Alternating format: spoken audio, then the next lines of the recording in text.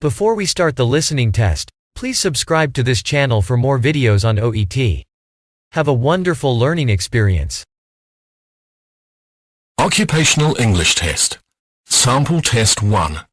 Listening Test. This test has 3 parts. In each part, you'll hear a number of different extracts.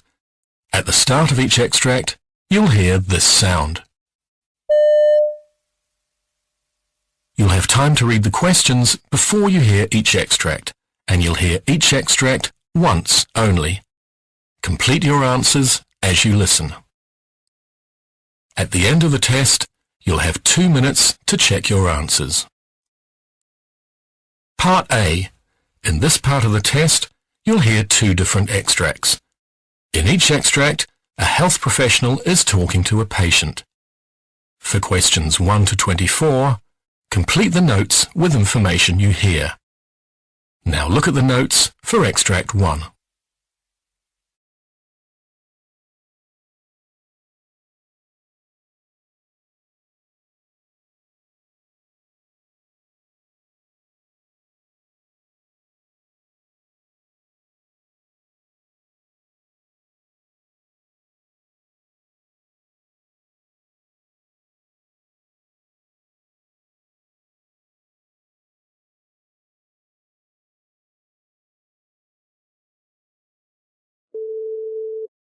Hello, doctor. Good morning.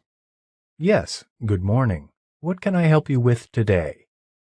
Doctor, I'm getting a throbbing pain in my right shoulder. How long have you been experiencing this pain? For the past 5 months. But the pain has worsened in the last 2 months. The pain aggravates as I'm a regular baseball player that involves throwing. Now I am also participating in basketball. What is your age? 21. Oh, I see.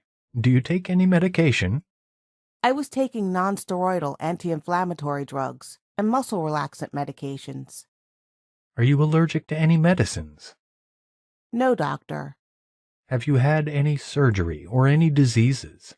No. Do any of your family members have any diseases? Yes, my mother has arthritis. Do you drink or smoke? No, doctor.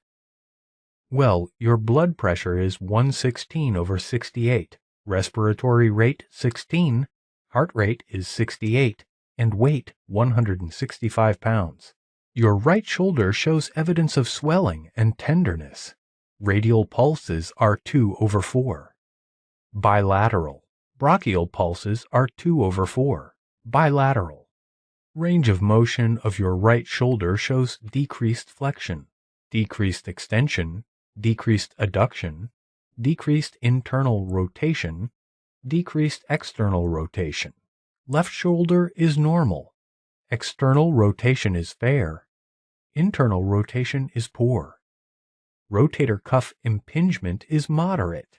Your X-ray report reveals presence of cuff arthropathy. You have developed rotator cuff syndrome in your right shoulder. Actually, the rotator cuff is a group of muscles and tendons surrounding the shoulder joint. A rotator cuff injury causes a dull pain in the shoulder and often worsens when you try to sleep on that side. Often, rotator cuff injuries occur in people who perform overhead motions repeatedly in their jobs or sports.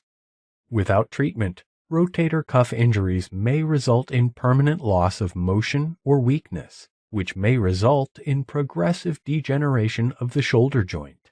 Although resting your shoulder is essential for the recovery, keeping the shoulder immobilized for a long duration can cause the connective tissue to become thickened and tight, a condition called frozen shoulder. I am prescribing you Vioxx 25 mg tablet once per day. I am giving you an injection to your shoulder joint with Celestone Solispan 1.0 cc. If the condition is not improved within 15 days, then I would order an arthroscopic tendon repair in which a tiny arthroscope and tools are inserted through small incisions to reattach the torn tendon to the bone.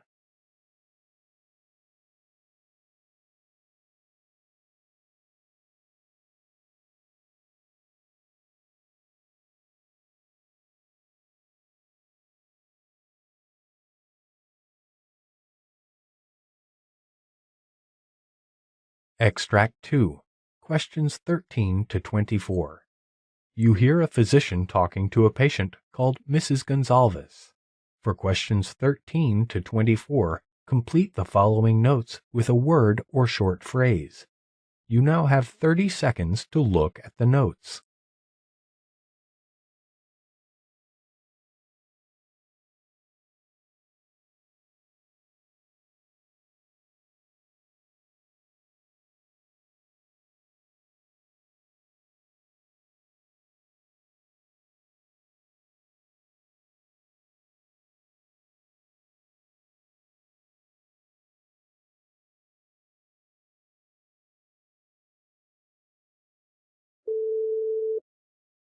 Hello, doctor. Good morning. Good morning. May I know your problem? Well, when I was walking into a store yesterday, I felt dizzy and had some cold sweats, some shortness of breath, but there was no chest pain, nausea, or vomiting. I suddenly sat down and lost consciousness for a minute or so. However, there wasn't any tonic-clonic movements. What's your age? 48. Did you had any cyanosis, which means that the skin goes bluish? No, doctor. Then I got up on my own, and even now I'm having mild shortness of breath upon exertion. This is totally unusual for me, doctor. Do you have any fever or syncopal episodes? No, doctor. Have you had any diseases or surgery in the past? Well, a year ago, pulmonary embolism was diagnosed. But during that time, I had an IVC filter placed due to massive gastrointestinal bleeding diverticulosis and gastric ulcers, paroxysmal atrial fibrillation, and no anticoagulation due to history of gastrointestinal bleed. Coronary artery disease status was post-bypass graft surgery at that time. I had to stay in the ICU for 3 weeks due to lower GI bleed again. Okay. What medications are you taking now? Aspirin, potassium, Lasix, levothyroxine, lisinopril, Pacerone, Protonix, Toprol, vitamin B, Zetia, Zyrtec. Are you allergic to any medicines? Yes, to sulfa. Well, your blood pressure is 155/57. Pulse rate is 61. Respiration's 18, and oxygen saturation is 95% on room air. No lymph nodes or masses. No lower extremity edema. No redness or hotness. The laboratory reports show creatine 2.1 and hemoglobin 9.6. Your chest x-ray is clear. You have developed pulmonary embolism with contraindication to anticoagulation due to recurrent gastrointestinal bleed. Status post-IVC filter. You have also developed mitral valve disease, coronary artery disease, and peripheral vascular disease per cardiology.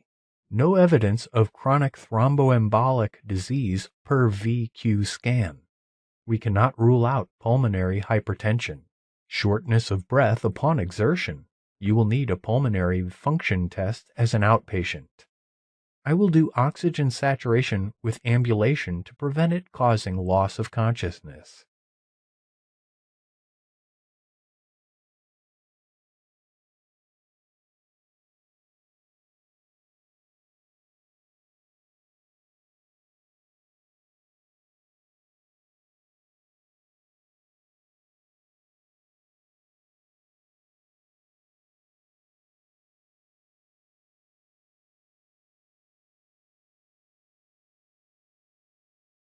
That is the end of Part A. Now look at Part B. Part B. In this part of the test, you will hear 6 different extracts. In each extract, you'll hear people talking in a different healthcare environment. For questions 25 to 30, choose the answer A, B, or C, which best fits according to what you hear. You will have time to read each question before you listen to the audio. Complete the answers as you listen to the audio. Now look at question 25. You hear a discussion between a physician and nurse explaining about schistosomiasis and its causes. Now, read the question.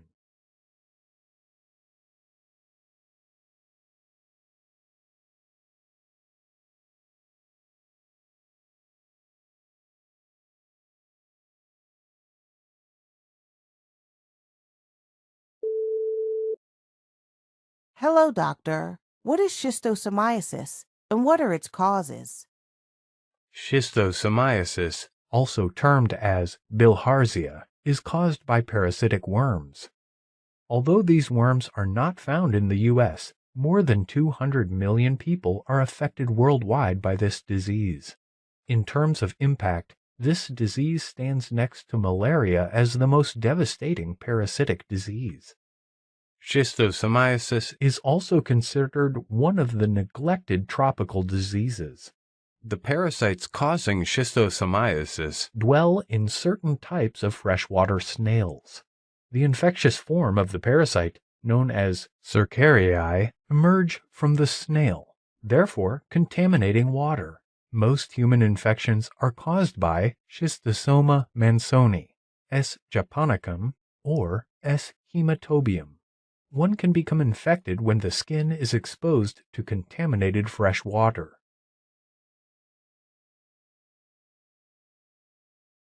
Question 26. You hear a discussion between two doctors about the importance of measuring serum amylase or serum lipase. Now read the question.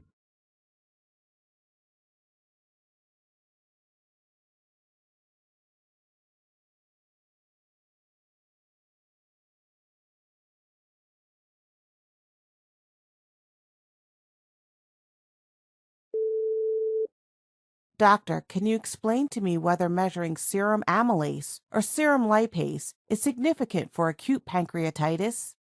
Well, measuring both serum lipase and serum amylase is not necessary. Measuring serum lipase alone is adequate for diagnosing acute pancreatitis, since it is more effective than serum amylase, especially because it rises more quickly and remains elevated longer. According to a study of 151 patients with acute pancreatitis, the sensitivity of lipase was about 97% and the specificity was almost 100%. Contrarily, the sensitivity of amylase was just 79% and the specificity was 99%. Therefore, amylase should be replaced by lipase as the first-line laboratory investigation for suspected acute pancreatitis. Question 27. You hear a discussion between two doctors about the misdiagnosing of acute cardiorenal syndrome as renal injury due to hypovolemia.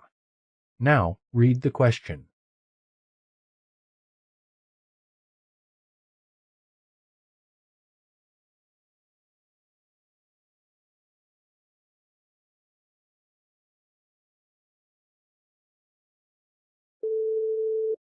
Hello, doctor. What is your opinion about misdiagnosing of acute cardiorenal syndrome as renal injury due to hypovolemia?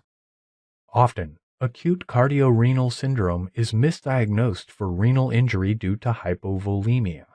Patients with stable heart failure normally have mild hypervolemia at baseline. However, they can become hypovolemic due to severe diarrhea, overaggressive diuretic therapy, or other causes. Although the fluid status of these two conditions are different, they are often difficult to distinguish. Urine electrolytes suggest a pre-renal acute kidney injury in both of these conditions. However, a history of recent diuretic overuse or recent fluid losses may help identify hypovolemia. If available, analyzing of the recent trend in weight will be essential in making the right diagnosis. Misdiagnosis of acute cardiorenal syndrome as hypovolemia-induced acute kidney injury will be catastrophic. In case the volume depletion in acute cardiorenal syndrome is erroneously judged to be the cause of acute renal injury, Therefore, fluid administration can further worsen both renal and cardiac function.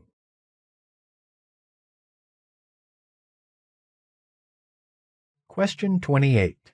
You hear a physician explaining to his nurse about sepsis and infection. Now read the question.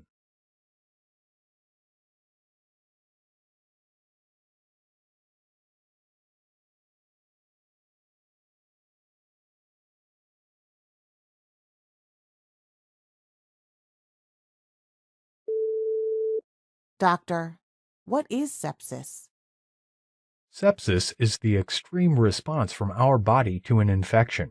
This is a life-threatening condition, and without timely treatment, sepsis can rapidly cause tissue damage, organ failure, and mortality. This happens when an individual already has an infection in his lungs, skin, urinary tract, or somewhere else, triggering a chain reaction throughout the body. 4 types of infection that are often connected with sepsis are lungs, kidney, skin and gut, and the most frequently identified germs that cause infections and can develop into sepsis include Staphylococcus aureus or staph, Escherichia coli, and certain types of Streptococcus. An infection occurs when germs enter into the body and multiply, causing illness, organ and tissue damage, or disease. In case that infection grows aggressively, resulting in a life-threatening condition, is called sepsis.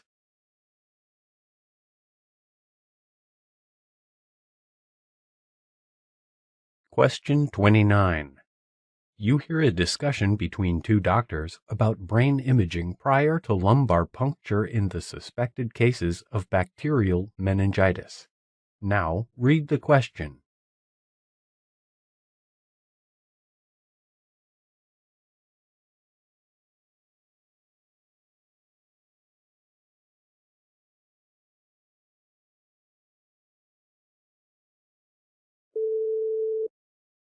Hello, doctor. Can you please explain to me when the brain should start the imaging precede lumbar puncture in the suspected cases of bacterial meningitis?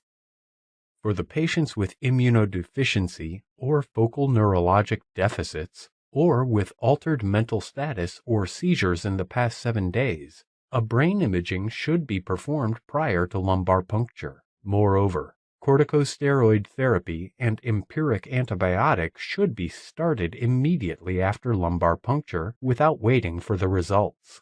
Brain imaging should precede lumbar puncture in patients with focal neurologic deficits or immunodeficiency, or with altered mental status or seizures during the previous week. However, lumbar puncture can be safely done in most patients without first obtaining brain imaging. In case the lumbar puncture is to be delayed, then these treatments should be started immediately after obtaining the blood culture report.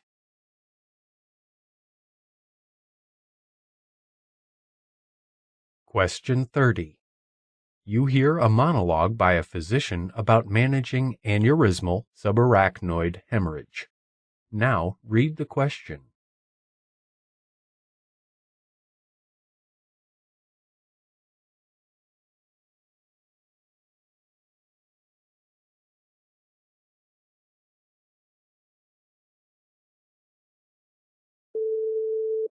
Managing aneurysmal subarachnoid hemorrhage. Patients with aneurysmal subarachnoid hemorrhage are at high risk of complications such as delayed cerebral ischemia, rebleeding, cerebral infarction, and mortality. The main symptom is the abrupt onset of severe headaches. When this condition is suspected, a tomography without contrast should be performed. However, positive outcomes are seen when patients are managed in a high-volume center with a specialized neurointensive care unit. Early aneurysm repair by surgical clipping or endovascular coiling is the best strategy to reduce the risk of rebleeding. Medical and neurologic complications such as increased intracranial pressure, hydrocephalus, seizures, hyponatremia, delayed cerebral ischemia, hypovolemia, and cardiac and pulmonary abnormalities are extremely common.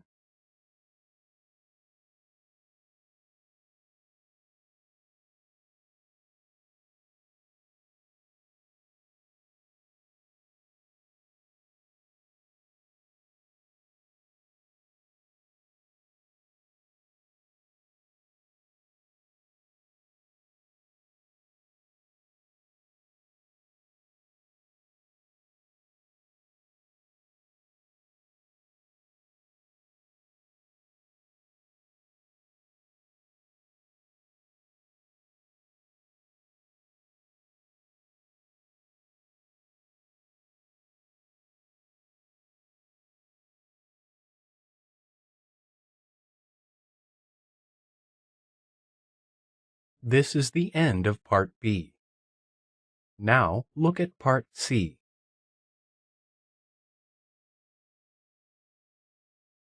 Part C. In this part of the test, you'll hear two different extracts. In each extract, you'll hear health professionals talking about specific aspects of their work. For questions 31 to 42, choose the answer A, B, or C, which best fits according to what you hear. Complete the answers as you listen to the audio. Now look at Extract 1. Extract 1. Questions 31 to 36. You hear the doctor's lecture on acute cardiorenal syndrome.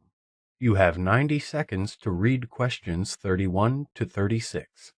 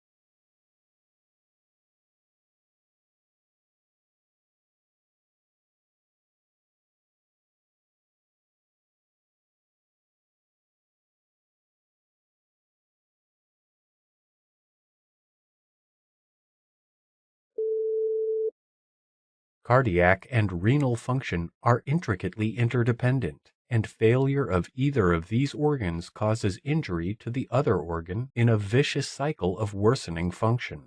We are going to discuss about the acute exacerbation of heart failure or acute cardiorenal syndrome resulting in acute kidney injury, which is a common cause of admission to the intensive care unit. Let us examine the clinical definition, pathophysiology, hemodynamic derangements, clues that help in diagnosing and treatment.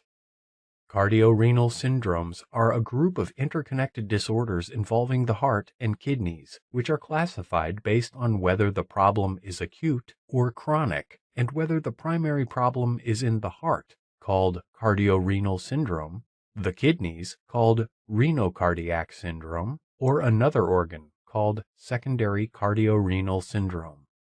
Although the above definitions provide a good general description, there is a necessity of further clarification of the nature of organ dysfunction. Acute renal dysfunction can be unambiguously defined using an akin and rifle classification. Here, akin means acute kidney injury network, and rifle means risk, injury, failure, loss of kidney function, and end-stage kidney disease. On the other hand, acute cardiac dysfunction is an ambiguous term that includes pathophysiologically and clinically distinct conditions. Acute heart failure and cardiogenic shock. Cardiogenic shock is characterized by an abrupt compromise in cardiac pump functioning resulting in global hypoperfusion that is severe enough to cause systemic organ damage. On the other hand, acute heart failure is defined as gradually or rapidly worsening symptoms and signs of congestive heart failure due to worsening pulmonary or systemic congestion. Hypervolemia is the hallmark of acute heart failure, whereas patients with cardiogenic shock may be hypovolemic or normovolemic. Although cardiac output may be mildly decreased in certain cases of acute heart failure, systemic perfusion is adequate to maintain the organ functioning. However, These two conditions cause renal injury by distinct mechanisms and have entirely different therapeutic implications. Reduced renal perfusion because of renal venous congestion is now considered as the major hemodynamic mechanism of renal injury in acute heart failure. On the other hand, in cardiogenic shock, renal perfusion is reduced due to a critical decrease of cardiac pump function. Therefore, the ideal definition of acute cardiorenal syndrome should describe a distinct pathophysiology of the syndrome and provide distinct therapeutic options that can counteract. Hence, we suggest that renal injury due to cardiogenic shock should not be included in its definition. So, discussion of acute cardiorenal syndrome is limited to renal injury caused by acute heart failure. Multiple mechanisms have been implicated in the pathophysiology of cardiorenal syndrome. Sympathetic hyperactivity is a compensatory mechanism in heart failure and may be aggravated in case cardiac output is further decreased. Its effects include constriction of afferent and efferent arterioles, causing decreased renal perfusion and increased tubular sodium and water reabsorption. Different strategies can be followed to prevent acute cardiorenal syndrome. An optimal outpatient diuretic regimen to avoid hypervolemia is very critical. Patients with advanced congestive heart failure should be monitored thoroughly in dedicated heart failure clinics until their diuretic regimen is optimized. Patients should be advised to get their weight checked periodically and seek medical opinion if they observe any increase in their weight or a decrease in their urine output.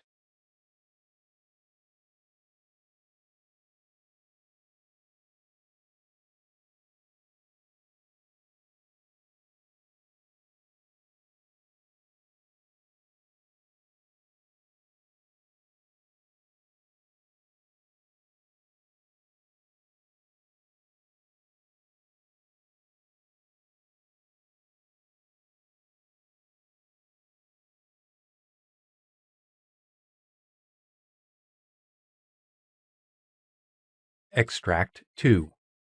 Questions 37 to 42. You hear the doctor giving a lecture on anticoagulation therapy for patients with endocarditis. You have 90 seconds to read questions 37 to 42.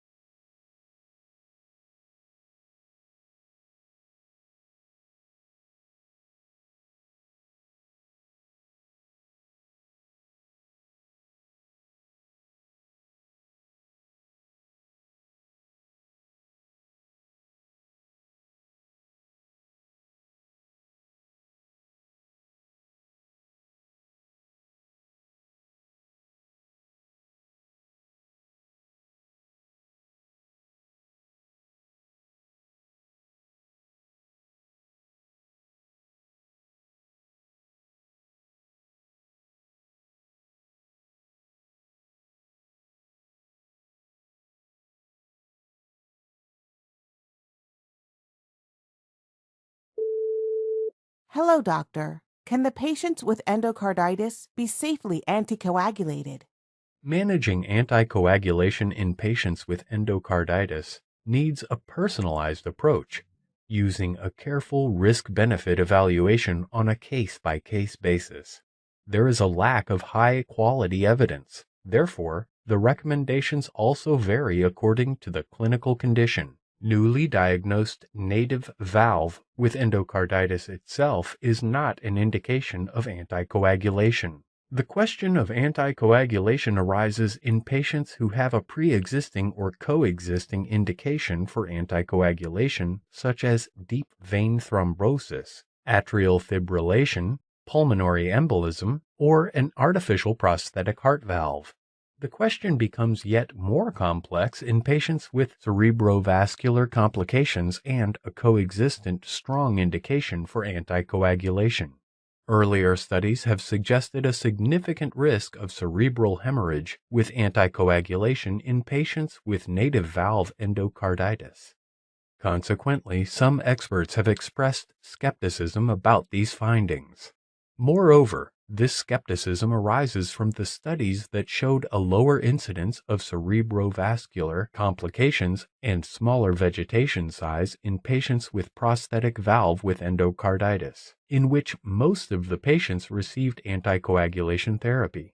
The mechanism responsible for this effect is considered that the vegetation is an amalgam of destroyed cells, fibrin, and platelets, with anticoagulation preventing the growth and propagation of this aggregation. Some experts are of the view that the incidence of ischemic stroke with hemorrhagic transformation in patients with endocarditis receiving anticoagulation is overestimated. According to this concept, the beneficial effects at least counterbalance the harmful effects of anticoagulation. Moreover, the recent studies have shown that patients on anticoagulation tend to have fewer cerebrovascular complications and smaller vegetations. The studies reveal that not only are the cerebrovascular complications less common in patients who were already on anticoagulation when endocarditis was diagnosed, but also there was no increase in the rate of hemorrhagic lesions.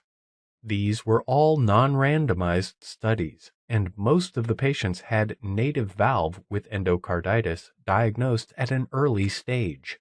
Significantly, these studies revealed that there were only beneficial effects of anticoagulation if the patient was receiving warfarin before the diagnosis of endocarditis and initiation of antibiotic therapy. No benefits from anticoagulation were seen once antimicrobial therapy had begun. Therefore, starting anticoagulation and antiplatelet therapy for the sole purpose of stroke prevention is not advised for the patients with newly diagnosed endocarditis. For most of the patients with endocarditis and stroke or suspected stroke, anticoagulation and antiplatelet therapy should be temporarily discontinued. This is a need of careful evaluation, individualized assessment of the patients and the risk factors predisposing the patients to cerebrovascular complications, such as large vegetations or very mobile vegetations, or causative pathogens such as Candida spp or S. aureus. Therefore, may prompt temporary suspension of antiplatelet and anticoagulation therapy. In case there is a clear pre-existing or coexisting indication for these agents and surgery is not expected, consider continuing anticoagulant and antiplatelet therapy, providing that patients are free from the risk factors described above and suspicion of stroke has been excluded. In case surgery is considered for the patients with a clear pre-existing or coexisting indication for these agents, then a short-acting anticoagulant such as intravenous or low molecular weight heparin can be given as a bridge to surgery.